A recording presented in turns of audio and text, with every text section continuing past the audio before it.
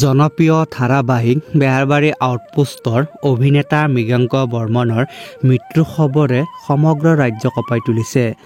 হয় বন্ধু-বান্ধৱীসকল, আপোনালোকে ঠিকেই শুনিছে।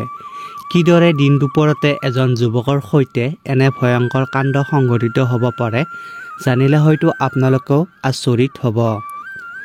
গুৱাহাটীৰ গড়চুকৰ এখন ব্যক্তিগত হোটেলত আক্ৰমণৰ বলি হয় অভিনেতা মৃগাংক বৰ্মন।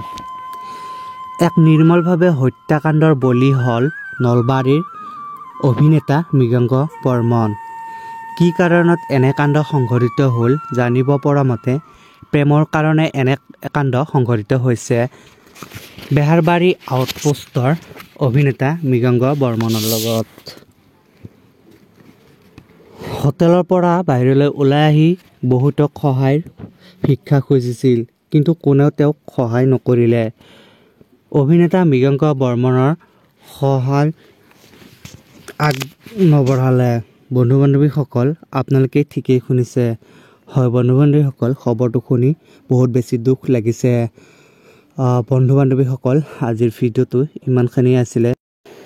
অভিনেতা মৃগাংক বৰ্মনৰ যদি আৰু তথ্য পাওঁ তেতিয়াহ'লে আমাৰ চেনেলৰ যোগেদি আপোনালোকক নিশ্চয় জনাই যাম।